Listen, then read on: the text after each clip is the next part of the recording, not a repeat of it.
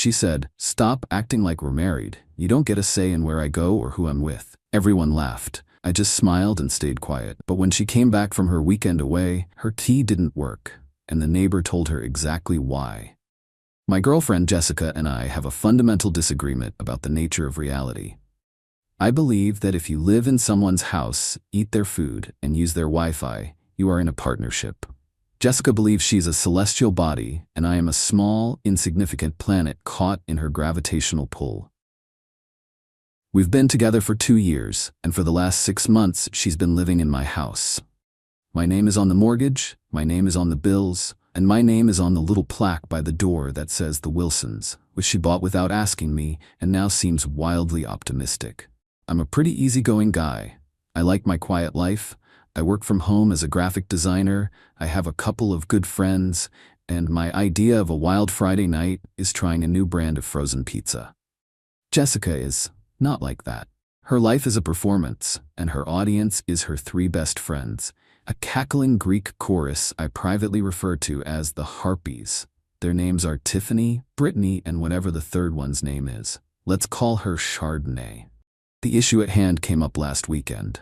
I was making dinner and Jessica waltzed into the kitchen, phone pressed to her ear, already dressed to go out. She was in the middle of a loud one-sided conversation with the Harpies.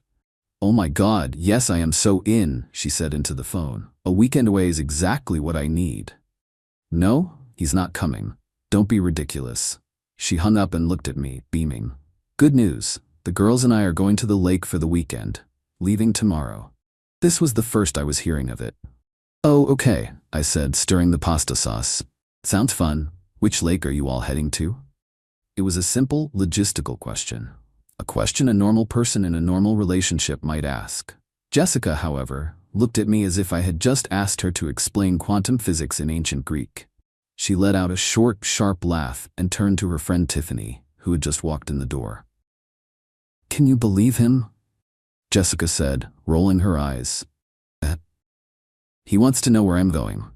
Tiffany scoffed, looking me up and down like I was a piece of furniture she was considering throwing out. Jessica then turned back to me, put her hands on her hips, and delivered the line that would echo through the halls of history, or at least through my immediate future. "Stop acting like we're married. You don't get a say in where I go or who I'm with." The Harpies, who had all assembled in my kitchen by this point, burst into laughter. It was a symphony of derision. They genuinely thought this was the peak of comedy. A man, in his own home, being told he has no right to ask a simple question about his live-in girlfriend's plans. Hilarious. I just stood there, holding a wooden spoon with pasta sauce dripping onto the floor, and I didn't get mad. I didn't argue. A strange, zen-like calm washed over me. The part of my brain that was trying to make this relationship work just packed its tiny bags, put on a tiny hat, and quietly left the building. I looked at her smug, smiling face, and I just smiled back. A big, friendly, completely empty smile. "You know what?" I said, my voice full of cheerful agreement. "You are 100% correct. My mistake." They all laughed again, thinking I was just backing down. Jessica gave me a condescending little pat on the cheek, and then they all swept out of the house, off to some pre-weekend away cocktail hour. I stood in the kitchen for a long moment, the silence broken only by the bubbling of the pasta sauce. "Okay," I said to myself, a new, much more interesting plan beginning to form. Not married, no say. Got it. The weekend was going to be fun after all. Just not for her. Update 1. The moment Jessica's car, presumably packed with 5 different types of glitter and a case of rosé, disappeared down the street on Friday afternoon, I sprang into action. My first move wasn't packing or cleaning. It was a mission of strategic importance. I walked next door to Mrs. Gable's house. Mrs. Gable is an 80-year-old widow with a sweet smile, a prize-winning rose garden, and a surveillance network that would make the CIA jealous. Nothing happens on our street without her knowing about it. I brought her a slice of the lemon cake she likes and sat with her on her porch. "Mrs. Gable," I said, after we had discussed the weather and the moral failings of the neighborhood squirrels, "I have a bit of a situation and I need your help. It involves a small bit of theater." Her eyes lit up. The woman loves drama more than she loves her roses. I explained what had happened. I told her Jessica's exact words. Stop acting like we're married. I didn't have to embellish. The unvarnished truth was damning enough. By the time I finished, Mrs. Gable was patting my hand with a look of righteous fury on her face. That shameless little hussy, she declared. Don't you worry, Tom. You leave it to me. What's my line? I gave her a simple script. When Jessica returned and inevitably found herself locked out, she was to act confused and deliver a few key pieces of information. Mrs. Swole. Gable took to the task with the enthusiasm of a seasoned Broadway actress preparing for opening night. With my accomplice secured, I returned home to begin what I called Operation Bachelor Pad Resurrection. My house, for the last 6 months, had been a sea of beige pillows, pointless little bowls that held nothing, and art that looked like a printer had run out of ink halfway through the job. It was time to reclaim my territory. I didn't just pack Jessica's things, I curated them. I got a bunch of boxes and a thick black marker. The first box was labeled Everyday Clothes. The second, Fancy Clothes for fancy outings I wasn't invited to. The third, and my personal favorite, Magic sparkly dresses that shed glitter on everything I own.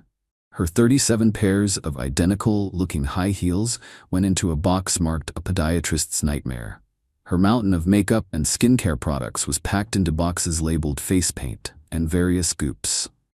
By Saturday morning, every trace of her physical existence was boxed up. I hired a couple of guys from a moving app, and we loaded everything into a 10 by 15-foot storage unit. I paid for 1 month. A generous, non-marital gesture, I thought. With the house cleared of her belongings, the real fun began. I went on a shopping spree. I rolled up the beige rug and replaced it with an AstroTurf rug that looked like a football field. I sold her sterile white couch online and bought a gigantic black leather recliner sofa with approximately 16 cup holders. Her sad, minimalist coffee table was replaced by a vintage pinball machine I found on Craigslist. It didn't work, but it lit up, and that's what mattered. The bedroom was next. I took down the weird macrame thing she had hung over the bed and replaced it with a framed poster of a grizzly bear catching a salmon in its mouth. It felt right. My final, and most brilliant, move happened on Saturday afternoon. I drove to the local animal shelter just to look. An hour later, I came home with a 120-pound St. Bernard puppy named Gus. Gus was not a small dog. He was a furry, drooling, lovable wrecking ball. He immediately claimed the new leather sofa as his own and fell asleep, snoring like a lumberjack. The house was transformed. It was no longer a showroom for a sad beige life. It was a fortress of glorious, unapologetic bachelorhood. I spent the rest of the weekend playing fetch with Gus, drinking beer from the bottle in my own living room, and changing all the passwords. The new Wi-Fi network was named Get Your Own Wi-Fi, and the password was Not Married LOL. On Sunday evening, I sat on my 16-cup holder sofa with Gus's giant head in my lap and waited. The storm was coming, and for the first time in a long time, I felt completely, utterly prepared. Update 2. Sunday night, around 9 p.m., my video doorbell sent a notification to my phone. There she was. Jessica, looking tan from her weekend at the lake, strolled up to my front door, humming. The comedy began almost immediately. She tried her key. It slid into the lock but didn't turn. The new deadbolt I'd installed that morning was doing its job. She jiggled it, a look of mild annoyance on her face. She tried it again. Then she let out an exasperated sigh and started banging on the door. From the couch, Gus lifted his massive head, let out a deep, rumbling woof, and then went back to sleep. Jessica started calling my phone. I watched it vibrate on the pinball machine, took a calm sip of my beer, and hit decline. She called again. Declined. This cycle repeated 5 times. The banging on the door got louder. "Tom, open the door. What is wrong with you? My key isn't working." I remained silent. This was all part of the show.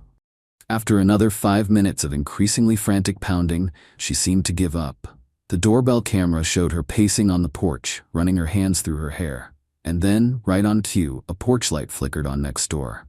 It was Mrs. Gable in her housecoat, holding a watering can. Showtime. "Oh, Jessica dear, is that you?" Mrs. Gable called out, her voice a perfect blend of surprise and neighborly concern. "Mrs. Gable, thank God," Jessica said, rushing over to the edge of my porch. "I can't get in. My key isn't working. Is Tom home? I can see the lights on." "Oh, Tom's home. Mrs. Gable said, nodding sagely. He's had the most wonderful weekend. A real transformation. Transformation? What are you talking about? Well, he told me the good news, Mrs. Gable said, leaning on her railing conspiratorially. He said you two aren't married. He said he doesn't get a say in anything you do, so he decided to celebrate his newfound freedom. He redecorated the whole house. It's a man's home now, he said, very rugged. Jessica just stared, her mouth hanging open. And the best part, Mrs. Gable continued, barely containing her glee. He got a dog. A great, big, beautiful boy named Gus. He said he wanted a companion who was loyal and didn't talk back. Isn't that sweet? The look on Jessica's face was a masterpiece of disbelief and horror. She slowly turned and peered through my living room window. From my vantage point on the couch, I saw her face pressed against the glass. Her eyes widened as she took in the scene. The football field rug, the pinball machine, and the giant, snoring Saint Bernard occupying her spot on the new sofa. She let out a sound that was somewhere between a scream and a sob. She whipped out her phone and started texting me. My phone lit up with a novel's worth of angry, all-caps messages. That's when I decided to respond. I sent her a single, simple text message. You said to stop acting like we're married. You said I don't get a say. I agree. This is my house, and you don't get a say in how I live in it. Since we're not married, I've returned your non-marital property to a secure location. The address is 123 Storage Way, Unit 42. The code is 1234. You have 1 month. Have a great life. I then blocked her number. The doorbell camera showed her reading the text. She looked at her phone. She looked at the window. She looked back at her phone. Then she let out a scream of pure, unadulterated rage and threw her phone onto my lawn. It was a truly spectacular meltdown. She ranted and raved for another 10 minutes before Tiffany, the harpy, arrived to pick her up. The next day, the expected social media campaign began. Vague posts about being betrayed, about men who can't handle a strong, independent woman. It was pathetic. But I had one more card to play. Final update: the social media drama was predictable, but also incredibly boring. Jessica and the Harpies posted stories with sad music, talking about the importance of knowing your worth and cutting out toxic energy. It was all so generic, it was almost funny. They were trying to paint me as a villain, but they were using a paint-by-numbers kit. I let them go on for about 2 days. Then, I decided to provide some much-needed context. I didn't engage with them directly. Instead, I made a post on my own, private social media page, visible only to our mutual friends. It was a photo album. The first picture was of my living room from a month ago. The sad beige couch, the pointless bowls, the general aura of a dentist's waiting room. The caption read, "Before." The second picture was my living room now. The glorious leather recliner sofa, the football field rug, the glowing pinball machine, and Gus the Saint Bernard, sprawled out and looking majestic. The caption read, "After." The final picture was a selfie of me and Gus on the couch. We both looked incredibly happy. The caption was simple: decided to redecorate based on my new relationship status. It was brought to my attention that I'm not married and don't get a say in things, so I'm embracing my freedom. #bachelor pad, dog is my copilot, no say no stay. The post was a nuclear bomb. The sheer, unadulterated pettiness of it, combined with the undeniable cuteness of Gus, was a winning combination. My friends found it hilarious. The story, with the proper context, spread like wildfire. People who had initially offered sympathy to Jessica were now seeing the full picture. The narrative was no longer psycho boyfriend kicks girlfriend out. It was girlfriend tells boyfriend their relationship is a joke, is shocked when he believes her. Jessica's friends went silent.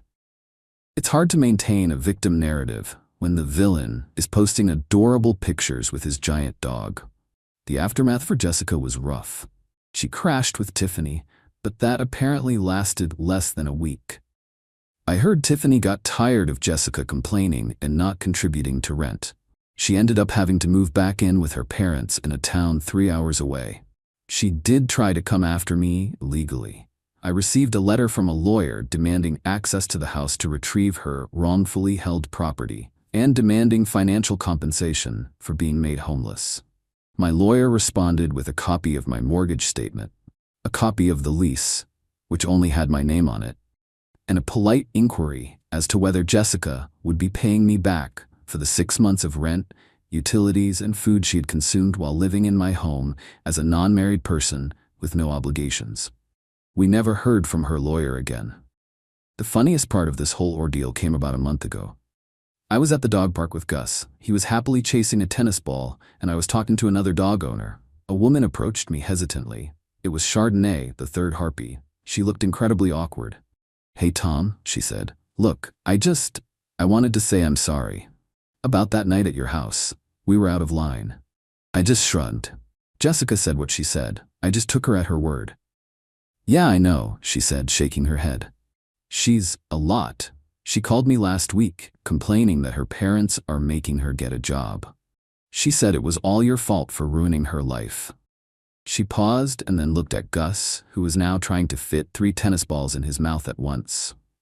"Honestly, it looks like you're doing just fine." And she was right. I am doing just fine. The house is no longer a beige prison, it's my home. The pinball machine still doesn't work, but it makes a great conversation piece. And Gus is the best roommate I've ever had. He's loyal, he's funny, and he never complains about my cooking. I learned a valuable lesson. Sometimes the best revenge isn't a grand, complicated scheme. It's just listening to what people say and believing them. Jessica told me exactly who she was and what our relationship meant to her. I just decided to agree with her. She said I didn't get a say. And now in her life, I truly don't. And in my life, she doesn't either. And that, combined with a giant drooling dog, is a pretty happy ending.